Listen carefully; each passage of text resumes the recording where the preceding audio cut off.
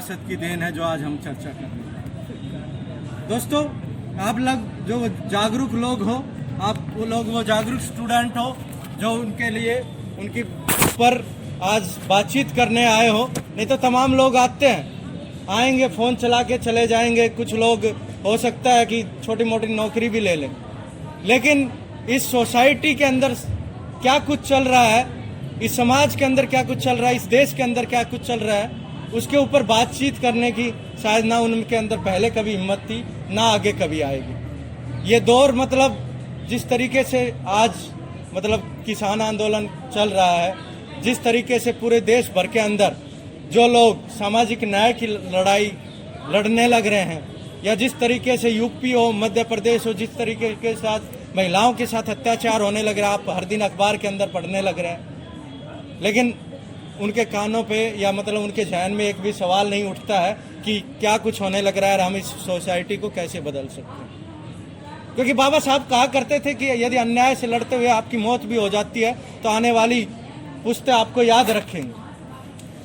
और यदि ये अन्याय सहते सहते मर गए तो आने वाली पुश्तें आपको कोई याद नहीं रखेगी। आपकी आने वाली जो नस्लें भी होंगी वो भी गुलाम होंगी। कि जिस तरीके की आज के अंदर स्थिति है, आज से कई साल पहले हमने एक बुक निकाली थी बाबा साहब का सपना के नाम से, अंबेडकर का सपना के नाम से, और वही आज का आपका विषय है कि बाबा साहब का सपना। दोस्तों, एक बड़ी ही त्रासदी है कि जिस तरीके के हम समाज के अंदर रहते हैं वो बहुत ही जातिवादी समाज है, जिसके अंदर तमाम महापुरुषों को एक जातिवादी खांचे के अंदर रख दिया जाता है। कि यदि आप पंजाब के अंदर जाओगे तो भगत सिंह को एज ए जट के रूप में मानने लग जाएंगे, या तमाम दलित तबकों के अंदर सिर्फ बाबा साहब को मानने लग जाएंगे। लेकिन हम कहना चाहते हैं कि ये महापुरुष किसी जाति और धर्म से ऊपर उठ कर थे। कहा जाता है कि यदि किसी महापुरुष के योगदान को कम करना है तो उसको पूजना स्टार्ट कर दो, कि सिर्फ मूर्ति पूजा तक सीमित कर दो। लेकिन हमें उससे आगे जाना है, उनके विचारों को, कि वो हमारे लिए क्या विचार छोड़ के गए थे और उनकी विरासत क्या है, कि वो हमारे लिए क्या सपना देखते थे, उन सपने के ऊपर बातचीत करने की जरूरत है। हम 3 महापुरुषों को सबसे अच्छी तरीके से याद करते हैं। एक जो भगत सिंह, जिन्होंने एक सपना देखा कि आज़ादी के बाद देश का कैसा हाल होगा और हमें क्या करना चाहिए। उन्होंने एक पूरा सपना लिखा। यदि आप भगत सिंह की रीडिंग्स को पढ़ोगे, उन्होंने जो लिखा है उसको पढ़ोगे तो आपको पूरा मिलेगा कि भगत सिंह कैसा समाज चाहते थे। एक महात्मा गांधी जो काम करते करते महात्मा हो गए। तीसरे बाबा साहब अम्बेडकर, जिन्होंने जो सपना देखा अपने जिंदगी के आखिरी पल तक उसको पूरा करने में लगे रहे। भगत सिंह की एक अलग त्रासदी थी कि उन्हें पहले शहादत देनी पड़ गई, लेकिन बाबा साहब जिंदगी के अंतिम क्षण तक वो काम करते रहे। हमें पता है ना कि बाबा साहब की मृत्यु से लगभग 2 साल पहले ही उन्होंने बौद्ध धर्म स्वीकार किया था। अंतिम क्षणों तक भी वो इस बात पे कॉन्ट्राडिक्शन करते रहे, हर चीज के ऊपर सवाल करते रहे कि मैं जो समाज जी रहा हूँ उसको किस तरीके से बेहतर बना सकूं, इसको और ज्यादा कैसे बखूबी बना सकता हूँ। दोस्तों, जब हम बाबा साहब अम्बेडकर की बात करते हैं तो सिर्फ 2 चीजों में उनको स्मृत कर देते हैं। एक तो संविधान निर्माता के तौर पे और एक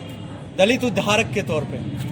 और तमाम आप यदि अपने कॉलेज के अंदर सर्वे करोगे तो ज्यादातर लोग इसी तरीके से मानते मिलेंगे। कुछ लोग उनको इसलिए मानते मिलेंगे कि उन्होंने रिजर्वेशन दिया, और कुछ लोग इसलिए विरोध करते मिलेंगे कि कुछ लोगों को रिजर्वेशन दे दिया। वो एक अलग विषय है। लेकिन बाबा साहब अम्बेडकर की जितनी लंबी सोच थी उसके ऊपर हमें बातचीत करने की जरूरत है। कि उस दौर के अंदर जब महिलाओं को पढ़ाई का अधिकार भी नहीं था तो उन्होंने महिलाओं के मैटरनिटी लीव का प्रश्न उठाया और उसको लागू भी करवाया। जब महिलाओं को सोसाइटी के अंदर 2म दर्जे का माना जाता था कि फर्स्ट लेवल पे पुरुष हैं, तो उन्होंने ये कहा कि महिलाओं को भी प्रॉपर्टी के अंदर बराबर का अधिकार मिलना चाहिए, जिसको हम हिंदू कोड बिल की बात करते हैं। जब बाबा साहब ने संविधान सभा के अंदर हिंदू कोड बिल पास करवाने के लिए पेश किया तो यही लोग थे जिन्होंने विरोध किया था जो आज सत्ता के अंदर बैठे। उन्होंने कहा था कि इस तरीके से तो हमारी सोसाइटी का स्ट्रक्चर ही बिगड़ जाएगा। और आज वो लोग बाबा साहब को हड़पने की बात करते हैं, या कुछ भी तमाम तरीके की जातिवादी राजनीति करके या कट्टर धार्मिक राजनीति करके उनके सपनों को चकनाचूर कर देना चाहते हैं। मतलब आज भी देखोगे इस सोसाइटी के अंदर ये हालात है कि किसी महिला को जब मतलब बच्चा होता है तो मतलब प्राइवेट सेक्टर तो आप छोड़ ही दीजिए कि उनके अंदर कोई लीव नहीं मिलती है, लेकिन बाबा साहब ने उस टाइम पे ये अधिकार दिलाया कि तमाम महिलाओं को जो मैटरनिटी लीव पे जाती हैं तो उनको लीव के साथ मतलब मेहनताना भी मिलेगा जिसके लिए वो पहले से काम कर रहे होते। दोस्तों दूसरा, आज जब हमारे जैसे युवा इस जगह पे खड़े हैं और रोजगार एक बहुत बड़ा संकट है, तो उस टाइम पे बाबा साहब अम्बेडकर ने रोजगार के अधिकार को फंडामेंटल राइट बनाने की बात की थी। लेकिन वो बात अलग है कि वो फंडामेंटल राइट नहीं बनवा पाए, क्योंकि जिस संविधान सभा के अंदर वो काम कर रहे थे उस संविधान सभा के अंदर ज्यादातर राजा रजवाड़े और बड़े बड़े लोगों के प्रतिनिधि बैठे थे। वो कभी नहीं चाहते थे कि यदि ये लोग जिनको हम सालों से गुलाम बनाते आए हैं या जिनसे बेगारी करवाते आए हैं, यदि उनको हमने मतलब रोजगार का मूल अधिकार दे दिया तो वो हमारे चाय बागान है या हमारे जो खेत हैं उनके अंदर इतने सस्ते से रोजगार हमें नहीं मिल पाएगा, हम बेकार नहीं करवा पाएंगे उनसे। तो उन्होंने जो रोजगार का अधिकार था जिसको वो फंडामेंटल राइट बनाना चाहते थे, यदि आप संविधान सभा की राज्यसभा टीवी पे यूट्यूब पे जाके भी देखेंगे संविधान सभा की जो डिबेट्स है कि किस तरीके से बाबा साहब संविधान सभा के अंदर रोजगार के अधिकार को मूल अधिकार बनाना चाहते थे। हमारे तो फंडामेंटल राइट के अंदर प्रॉपर्टी का भी राइट था, राइट टू प्रॉपर्टी, लेकिन आपको पता है वो बाद में हटा दिया गया कि तमाम लोगों को जिस तरीके से देश के अंदर आज़ादी आई, मतलब जो लोग पहले जिस तरीके से किसी के अंडर काम करने लग रहे थे, आज़ादी के बाद भी उनके हालात नहीं बदले और उन्हीं हालात बदलने के लिए बाबा साहब लगातार काम करते रहे। और वही बात हमारे जो पोस्टर पे भी लगे हैं, हमारे रियल हीरो शहीद भगत सिंह भी कहते हैं कि आज़ादी का मतलब सिर्फ ये नहीं है कि वायसराय चले जाएं और यहाँ पे कोई बड़े लाला सेठ आके या कोई धन्ना सेठ आके बैठ जाएं। इस तरीके से देश के मजदूर किसान के हालात नहीं बदलने वाले हैं, और यदि देश के मजदूर किसान के हालात नहीं बदलने वाले हैं तो मैं इस आज़ादी को आज़ादी नहीं मानता हूँ। तो जिस तरीके से देश के दलित, मजदूर, वंचित, शोषित तबके के यदि हालात नहीं बदलते हैं तो उस आज़ादी को भी बाबा साहब अपनी आज़ादी नहीं मानते। इस कारण पूरे आज़ादी के आंदोलन के अंदर एक पूरा कॉन्ट्रास्ट रहता है और पूरा कॉन्ट्राडिक्शन रहता है कि तमाम कुछ क्रांतिकारी या आज़ादी के आंदोलन के अंदर कांग्रेस के लोग भी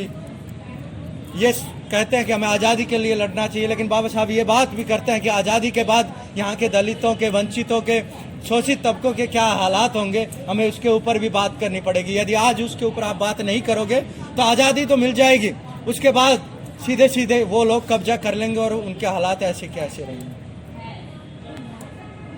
तो आज जब हम बातचीत कर रहे हैं तो रोजगार का अधिकार, जिस तरीके से बेरोजगारी आज इतने बड़े लेवल के ऊपर है, यदि रोजगार का अधिकार फंडामेंटल राइट होता तो शायद ये दिन हमें नहीं देखना पड़ता। और तमाम हमारे जैसे लोगों ने लड़के मतलब मनरेगा का एक्ट लागू करवाया जिसके अंदर कम से कम 200 दिन की दिहाड़ी एक आपका कानूनी अधिकार बनती है और उसके लिए आपको एक अच्छी वेतन मिलता है, लेकिन वो हमारे जैसे पढ़ने लिखने वाले लोगों के लिए नहीं है। लेकिन कम से कम जो समाज के जिनके साथ बेगारी की जाती है, आज भी हम यदि गांव में जाकर देखेंगे कि मतलब कह देंगे थोड़ा सा काम है यार, कर दे कोई बात नहीं, मतलब बिना मेहनताना के जिस तरीके से काम कराया जाता है। तो बाबा साहब अम्बेडकर ने जो एक सपना देखा था, हमें याद आता है बखूबी कि जब 1947 के बाद देश आज़ाद हो जाता है, उसके बाद 1948 में जब संविधान को एक प्रारूप रूप में लागू करने जा रही होती है और बाबा साहब अम्बेडकर संविधान को देश के समक्ष सौंपने जा रहे होते हैं, तो अपना एक ऐतिहासिक भाषण देते हैं और उसमें वो एक बात कहते हैं कि हम द्वंद्व के दौर में जा रहे हैं, we are going in the era of the contradiction, कि हम एक ऐसे द्वंद्व के दौर में जा रहे हैं कि जहाँ पे हमने राजनीतिक बराबरी तो हासिल कर ली है कि 1 वोट 1 अधिकार के साथ हमने राजनीतिक बराबरी हासिल कर ली है कि एक दलित का, एक मजदूर का, एक किसान का वोट का जितना अधिकार है उतना ही अंबानी, अडानी या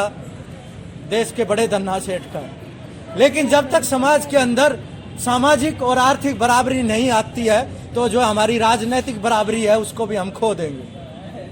आज यही हमारी सोसाइटी के अंदर हो रहा है कि बड़े बड़े लोग हमारे वोट को खरीद लेते हैं, या वही बड़े बड़े लोग हैं जो इलेक्शन लड़ सकते हैं, या वही मतलब बड़े बड़े लोग हैं जो उनकी सामाजिक बराबरी हम बिल्कुल बराबरी नहीं कर सकते। क्या आप एक जो बच्चा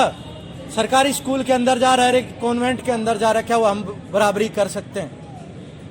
जो स्टार्टिंग से दिल्ली के अंदर पढ़ रहा है, कोचिंग भी ले रहा है, और फिर आप कहते हो कि आईआईटी की लाइन में बराबर में खड़े हो जाइए। रिजर्वेशन की क्या ज़रूरत है, या आपको इस तरीके की बातचीत करने की क्या ज़रूरत है? तो जो आर्थिक समानता और सामाजिक समानता की जिस तरीके की बातचीत उन्होंने की थी वो आज भी अधूरी। और उन्होंने जिंदगी के आखिरी पलों में भी ये कहा कि यदि वो धर्म जो मेरे को एक सही इंसान के रूप में नहीं मानता है, और ज़्यादातर जिस धर्म के अंदर मैंने जन्म लिया, लेकिन मैं इस धर्म के अंदर मैं मरूंगा नहीं, क्योंकि इस धर्म ने ज़्यादातर मेरे को इस धर्म की जो शिक्षाएं हैं वो मुझे इस तरीके से लगातार एक समाज के तबके के साथ जिस तरीके का भेदभाव करती, चाहे वो मनुस्मृति की हो, चाहे वो पुराणों की हो, तो मैं ऐसे धर्म के साथ नहीं रहना चाहूँगा। और उन्होंने बौद्ध धर्म ग्रहण कर लिया।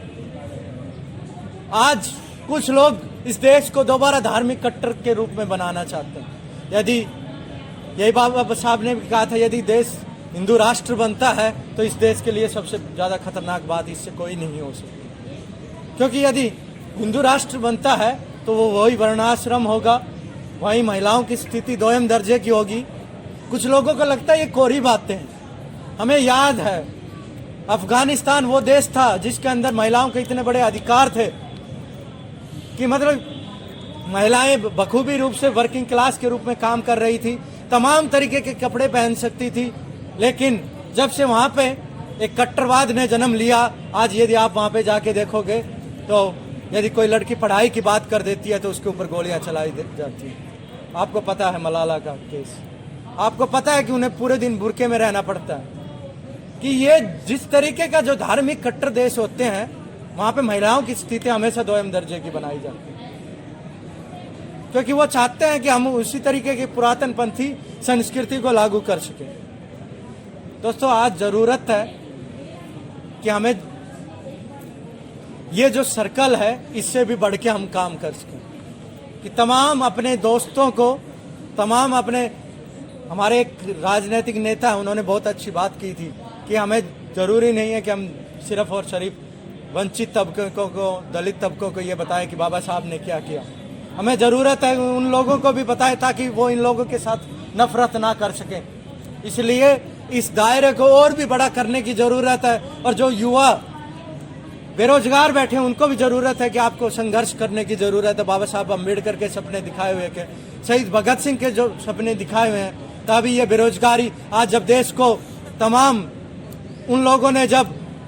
बाबा साहब आज जब किसान आंदोलन चल रहा है तो मुझे एक बात जरूर याद आती है कि बाबा साहब ने अम्बेडकर ने कहा था कि कृषि को राष्ट्रीयकरण कर एक राष्ट्रीय उद्योग का दर्जा देना चाहिए, ताकि तमाम जो लोग हैं उनकी यहाँ पे वेतन सुनिश्चित हो सके, किसी के अंडर शोषण ना हो सके। लेकिन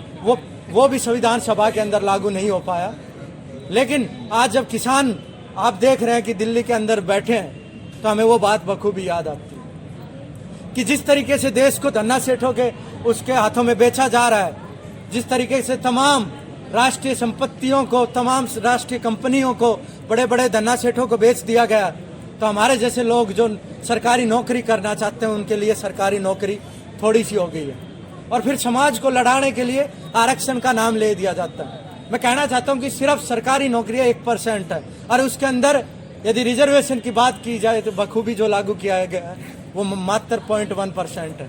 तो 100 लोगों में 0.1% रिजर्वेशन से जाते हैं, और आप आरक्षण के नाम पे तमाम लोगों को लड़ा के इस रोजगार की लड़ाई को कमजोर करना चाहते हो, आपस में लड़ा के रखना चाहते हो, जिस तरीके की लड़ाई अभी सरकार करवाना चाहती है। आप लोगों ने मेरी बातचीत सुनी, आपका बहुत बहुत धन्यवाद। और एक भगत सिंह की उसी बात के साथ कि मैं शहादत इसलिए दे रहा हूँ कि आने वाली नस्लें मेरे रास्ते पे चलेंगी। उन्हीं की एक 4 लाइनों के साथ मैं आपसे आशा करता हूँ कि आप तमाम आसपास के लोगों के पास उनका विचार लेके जाएंगे। यही सबसे बड़ी लड़ाई होगी। एक एक हमें तमाम तरीके से, मैं ये मानता हूँ कि मेरी पढ़ाई के अंदर कभी इस बात के कारण कभी व्यवधान नहीं आया कि मैं SFI करता हूँ।